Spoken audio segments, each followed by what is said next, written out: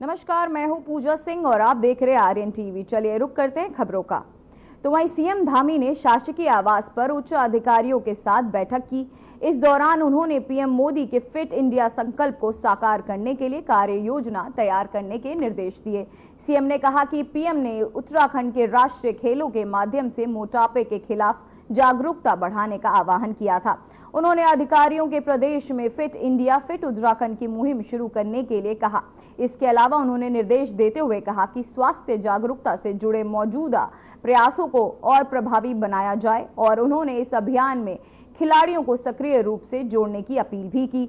तो वहीं सीएम धामी ने रजत जयंती वर्ष में के अवसर पर ड्रग्स की फ्री उत्तराखंड संकल्प को सफल बनाने के लिए अभियान को तेज करने, ड्रग्स तस्करी पर सख्त कार्रवाई करने से जुड़े अहम निर्देशों अधिकारियों को बताया।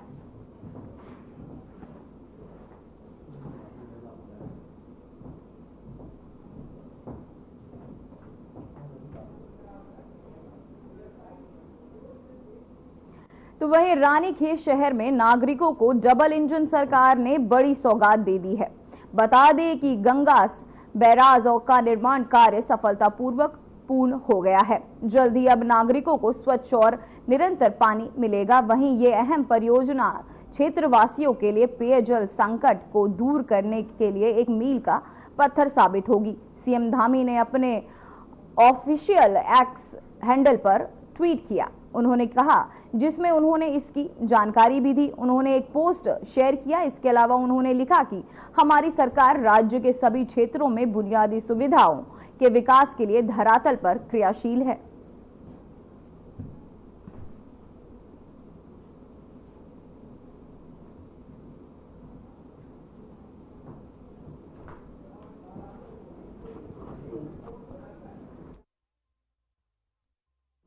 तो वहीं देहरादून में जिला शिक्षा अधिकारी प्रारंभिक शिक्षा प्रेमलाल भारती अपनी तैयारी के बाद से प्राथमिक शिक्षा में सुधार के लिए लगातार प्रयास कर रहे हैं। बता दें कि शहरी क्षेत्र में सरकारी और निजी स्कूलों में शिक्षा में सुधार के लिए कई योजनाएं लागू की गई हैं।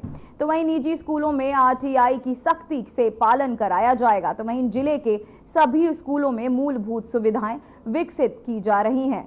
वहीं आपको बताते चले, इसके लिए जिला अधिकारी देहरादून के माध्यम से सभी स्कूलों में फंडिंग, आपको बताते चले सभी स्कूलों में ब्लैक बोर्ड को हटाकर उसकी जगह व्हाइट बोर्ड का प्रयोग किया जा रहा है। बिजली और शौचालय, स्वच्छ पेयजल की भी व्यवस्था की जा रही है।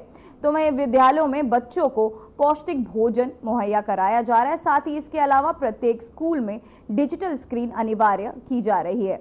तो वहीं आपको बताते चले, विजुअल क्लास के हिसाब से भी लिए जाएंगे और आपको बताते चले सभी कक्षाओं को तैयार किया जा रहा है। बच्चों के स्वर्णिम विकास के लिए शिक्षा के साथ खेलकूद की गतिविधियों को भी बढ़ावा देने पर उनका फोकस है।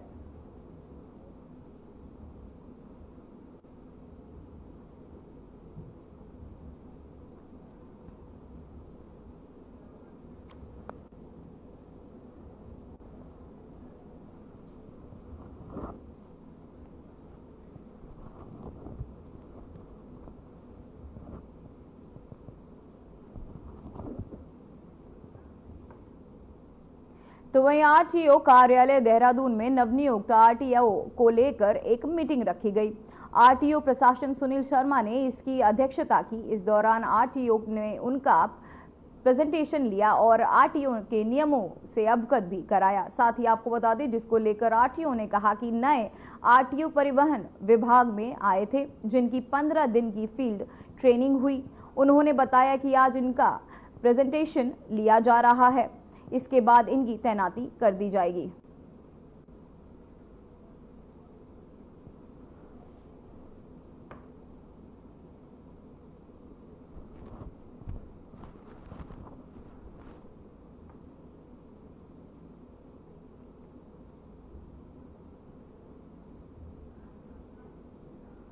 तो तो वहीं उत्तराखंड में अब परिसीमन का मुद्दा भी जोर पकड़ने लगा है। विधानसभा अध्यक्ष रितु खंडूरी ने कहा कि पहाड़ की विधानसभाएं क्षेत्रफल के लिहाज से काफी बड़ी होती हैं, जबकि मैदानी विधानसभा सीटें उसके मुकाबले बहुत छोटी होती हैं। ऐसे में आगामी परिसीमन क्षेत्रफल के आधार पर होना चाहिए। वहीं दूसरी ओर राज्य आंदोलनकारी नेता और बीजेपी विधायक विनोद चमोली ने पहाड़ और मैदान के लिए अलग अलग मानक बनाए जाने पर जोर दिया है।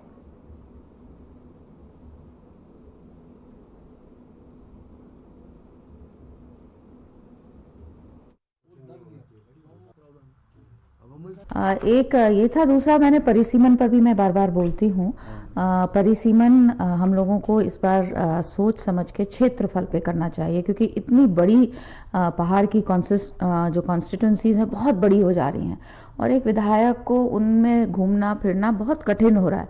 तो मेरा मानना ये है कि हम सभी को मिलकर इस बार ये सोचना चाहिए कि किस तरह से हम परिसीमन को क्षेत्रफल, पॉपुलेशन से ना करके क्षेत्रफल पर करें।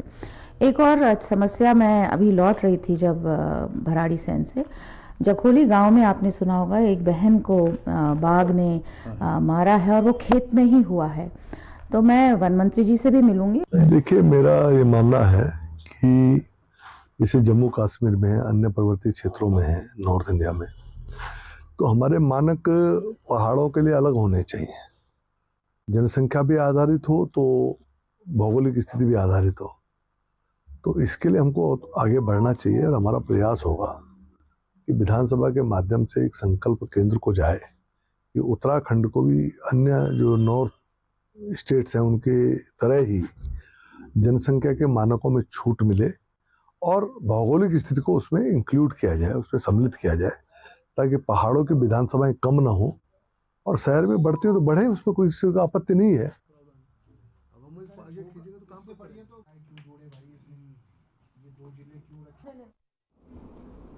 तो वहीं उत्तराखंड के कैबिनेट मंत्री प्रेमचंद अग्रवाल और सुबोध उनियाल ने वायरल वीडियो से पहाड़ी मैदानी विवाद खड़ा हो गया है। दोनों मंत्रियों का जमकर विरोध हो रहा है। इसको लेकर कई जगह पुतला दहन भी किया जा रहा है। वहीं बीजेपी के प्रदेश अध्यक्ष महेंद्र भट्ट ने इसे कांग्रेस का कृत्य बताया है। महेंद्र भट्ट ने कांग्रेस को चेतावनी देते हुए कहा कि ऐसी हरकतें करके और ऐसा माहौल बनाकर कांग्रेस अपना बहुत बड़ा नुकसान कर रही है। तो वहीं 2027 के चुनाव में जनता कांग्रेस को 19 से 0 पर लाएगी।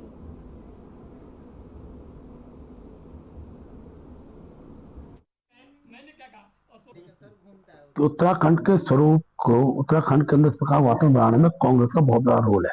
अब वो प्रमाणित हो रहा है। और मैं फिर कह रहा हूं, मैं एक राजनीतिक कार्यकर्ता होने के नाते कांग्रेस के नेताओं को सुझाव दूंगा कि अपनी बहुत बड़ी क्षति होने से बचाए। इस देवभूमि के अंदर इस प्रकार का माहौल खड़ा करके सर्वाधिक नुकसान सत्य कर रहा हूं, एक कांग्रेस को होने वाला है। ठीक है, जब कोई व्यक्ति किसी विषय को बोलता है और उसमें खेद प्रकट करता है, उससे क्षमा याचना करता है, तो फिर इस विषय को तूल देने का आशय का क्या अर्थ है। और जिस प्रकार से लगातार मैं देख रहा हूं कि कांग्रेस के नेताओं द्वारा इसको बार बार मैदानी पहाड़ी कह के जो माहौल को बनाने का प्रयास किया जा रहा है, उत्तराखंड की जनता 2027 के चुनाव में कांग्रेस को 19 से 0 पर लाएगी। ये मैं स्पष्ट रूप से कह सकता हूं और मैं इस बात को मैं देख भी समझ रहा हूं।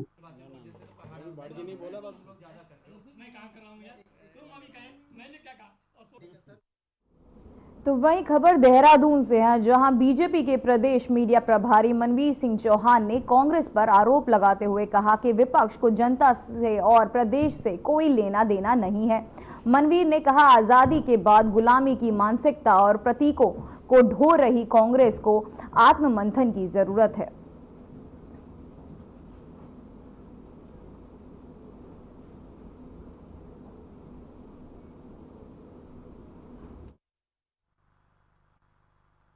निश्चित रूप से कांग्रेस को देश हित या प्रदेश हित या राज्य की जनता से या देश की जनता से कोई लेना देना नहीं है। उनको सिर्फ अपनी राजनीतिक रोटियां सेकनी होती हैं और राजनीतिक रोटियां सेक रही हैं। और जिस प्रकार से उनके जो केंद्रीय नेतृत्व हैं, उनके जो बड़े नेता हैं, जिस प्रकार से वो देश विरोधी ताकतों के समर्थन में खड़े रहते हैं, ये इस बात का प्रचायक है और जिस प्रकार से उनकी जो गुलामी की मानसिकता उनकी रही है उसको निरंतर आगे बढ़ा रहे हैं। लेकिन इसीलिए कांग्रेस पार्टी लगातार उसका ग्राफ गिर रहा है और कांग्रेस विहीन देश हो रहा है।